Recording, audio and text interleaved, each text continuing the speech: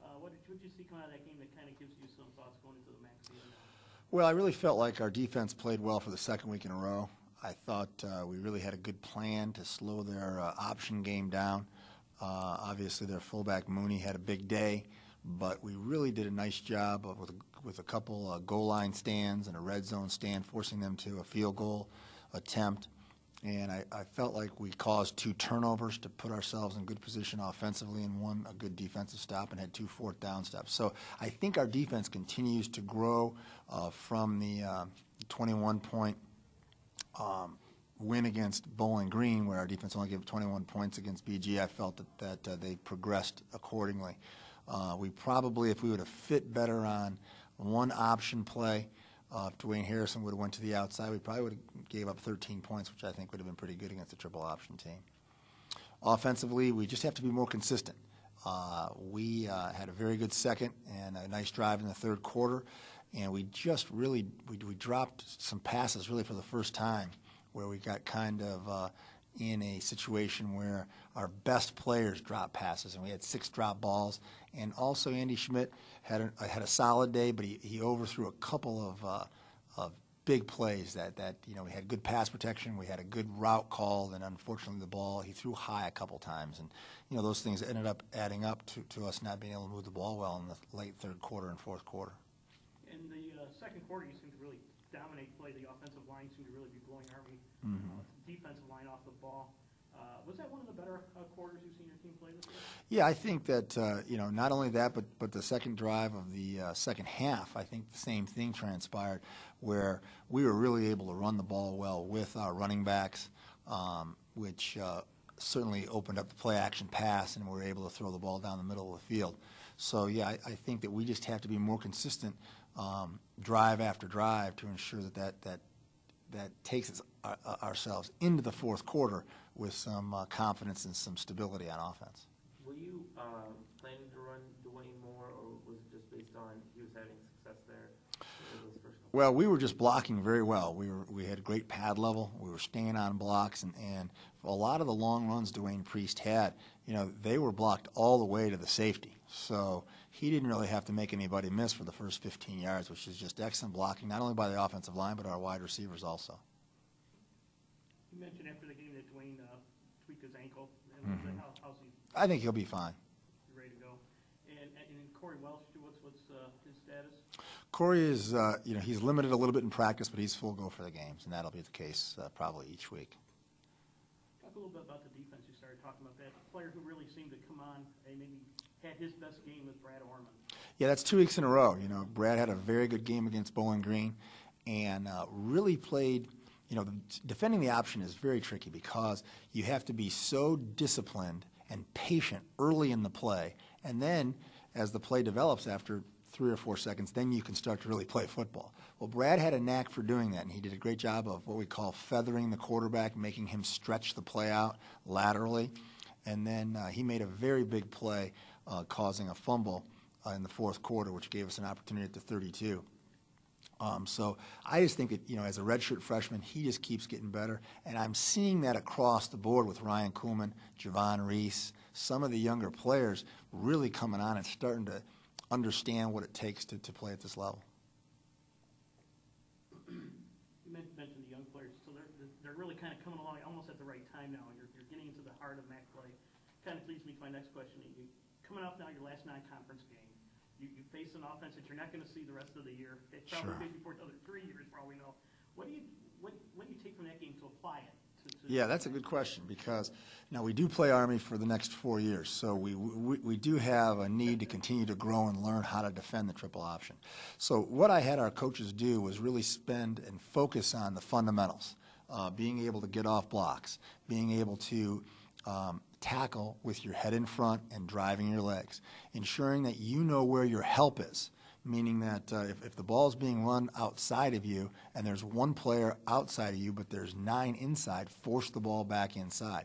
So really we didn't look at it schematically from a defensive, well, you missed your assignment, you should have had the dive or the quarterback. We really looked at it from a fundamental standpoint. So it made our film session a little abbreviated in watching Army so that we could get on to Akron, which is a very similar offense to Bowling Green, ourselves, et cetera, and more of a, at this point, a typical MAC offense. And so now you got Akron coming up. Have you had a chance to kind of take a look at what they're going to present for you? Sure. They present a big challenge. I think Chris Jackman does a nice job of running their offense. He certainly wants to throw the ball, and he throws the ball well deep. I think they really have some threats at wide receiver. I think that's really the strength of their team as far as speed at wide receiver and playmaking ability, whether it's a screen pass or trying to throw it, take the top off the coverage and throw deep passes. Their offensive line does a nice job, and they're a very well-rounded offensive unit. Looks like their running game came alive, too. I think Don Kennedy had 182 yards. Now you get to face another running back on a hot streak. That's right. That's right. Well, we'll hopefully our young defensive line and some of those freshmen and true freshmen can step up to the challenge. Hopefully, interesting. The last game, I think they attempted 3 passes the whole game, so right. 341 yards rushing, but it looks a little deceiving when that's their entire offense. No question. And I think they had 64 plays. So, and again, I thought we played on defense with the 4th down stops, the goal line stand, causing 2 turnovers. We put ourselves in position, certainly in the 4th quarter, with a number of possessions where we needed a little of that magic that we had in the 2-minute drill against Bowling Green. Unfortunately, that didn't happen. How unusual is it to, obviously Colin Mooney is a big part of their offense, but to see fullback that can put some moves on your guys in the secondary, is that something you see on a regular basis? No, not, first of all, you very rarely see a fullback in almost any college offenses. The fullback is really, a position where it's primarily in the NFL. But he was faster than we thought. He really had a good burst, and he was tough to bring down. But, again, their offense will expand as they continue to run it when they have, a quarterback that is more experienced and Chip Boughton gains experience, or they find, a young man who's ran the option all throughout his middle school and high school career. Yeah, we have bounced back to that game a little bit while we're on that subject. You had a 1st and goal to 5. Mm-hmm. Was that also the series where there was a pass intended for Tyler Jones in the end zone? Looked like maybe there was some interference on that. Well, yeah, that was, I thought that was a very critical phase of the game because we were able to drive the ball 70 yards, 1st and goal at the 5. And, what's interesting is that on the play to get us to the 5-yard line, Josh LeDuc make a very good catch, a leaping catch. Well, he was wide open. If Andy would have just threw the ball a little lower, then Josh just walks in and it's a touchdown. Unfortunately, on the first play, Bridger Buki missed a key block, and Terrence Blevins could not gain any yards. We went with kind of a little bit of a fake screen pass, and it was incomplete. And then on 3rd and 4 at the 4, Andy was scrambling, and it was definitely a very close call, and we certainly felt it was pass interference. It was questionable anyway. Talk about the MAC a little bit. This past weekend we saw Toledo with a huge win, beat Michigan. The MAC West, is this about as tough as you've seen it in the MAC West in the time you've been here? Well, it's interesting that we were kind of reflecting in the locker room as coaches. I think the MAC West is undefeated against the MAC East so far.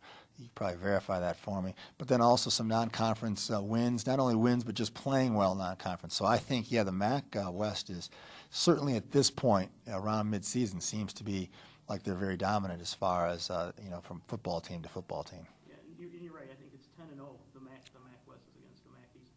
Just any reason you see for that imbalance? No, yeah, that's a great question. I really don't have any sort of theories that would hold any water, that's for sure. I think the MAC East coaches are wondering that too. So looking at how tough this division is, does that give you maybe, that Western and Central and Ball State still got to play. They're going to be knocking each other out at some point, so you still got to feel you're in the race at this point. Well, I think that it really depends on, our ability to play, certainly here in the short term. I think our team was extremely disappointed in not winning the Army game. I think the coaching staff was. We were disappointed and flat out angry that we didn't execute better in the 4th quarter to take a win out of West Point. Well, that being said, nobody's going to feel sorry for you in this profession, and certainly not the Akron coaching staff or the Akron players who also had a heartbreaking loss. So it's really a matter of the leadership on both teams and the coaching staffs being able to refocus all the energy on the next game. And that's really where we are, is we're focused completely on Akron and, slowing down that potent offense and finding a way to figure out that 3-3-5 defense, which we haven't seen in quite some time. You mentioned the players are mad, and maybe go back to Andy Schmidt, the quarterback. He had a rough game. Is he the kind of leader that can take this team on his shoulders, take the offense on his shoulders, and say, this is my team? Well, I think that the answer would be yes. I believe that he is that type of young man, but he was very disappointed after the game. I think that he was disappointed in the team's outcome. I think he was very disappointed in some of the plays that the passing game left out there, and having some of our best receivers drop balls, and Andy missed a couple wide open big plays. And you just got to come up with those, and including in the last 2-minute drive, our best receiver, Corey Stone, has a 50-yard completion that he usually catches 9 out of 10 times, and unfortunately it ricocheted off his hands at their 26. But that's college football. Yeah, you mentioned he missed a couple passes. Usually Andy's got a pretty good touch, and I noticed he overthrew on a couple fade routes with the ball out of bounds. Is that maybe a residual from some of the problems he had physically this year? Well, I certainly hope not. I just, in talking even with the last pass that we really thought we had a chance to catch it and certainly get a pass interference on it, Andy said, when that ball left my hand, I thought it was perfectly thrown. And then it sailed on him, and it unfortunately landed out of bounds. Going into now the final stretch, what are you specifically looking for from this team to maybe have a nice surge to the end of the season?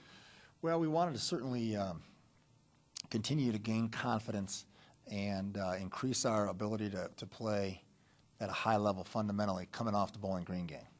And I felt that in many phases of the game, we did that at Army, but we just didn't come out with a win.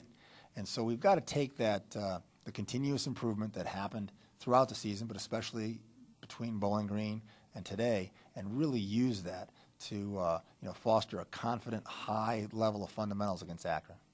Yeah, I saw after the game, Dwayne Priest said something sort of, we just need to learn how to finish. Is Right. Is that really still where we're at? Well, I think that certainly is his opinion, and I think that there's some merit to that.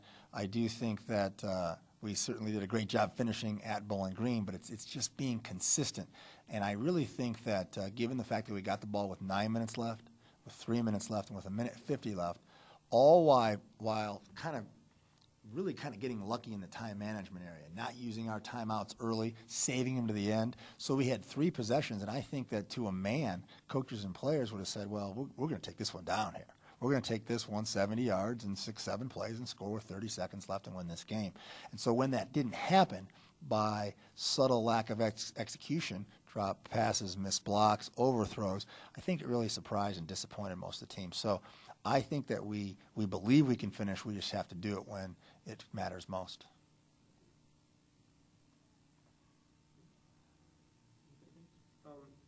Real quick, you said they run a 3-3-5 defense. With all those defensive backs, are you hesitant to pass the ball, or have you looked at, say Bowling Green and teams like that who have found success passing the ball against the defense? Well, I think what you have to do is you just have to really familiarize yourself with what each individual's responsibilities are. And even though they have 3 down linemen, that doesn't mean that they're just going to bring 3 pass rushers on passing situations. They'll usually bring 4 or 5. So what you have to do is just understand what their zone concepts are and where the holes are going to be in the zone. And then when they do bring maximum pressure with 7 blitzers, you've got to obviously then find a way to throw it over the top and make them pay for that level of pressure. But also it's probably more challenging for the offensive line to understand that they really have to be fundamentally sound when they're blocking, because they're not going to have a defensive player right on them. That defensive player is going to come to their gap as they're going through the zone blocking scheme. So it really takes a lot of discipline and a little bit of the same sort of concept. You have to be kind of patient and disciplined in the first few seconds of the plays, because then the defender is going to show up and you'll know who you'll have to block on some of our zone blocking schemes. Okay, you bet.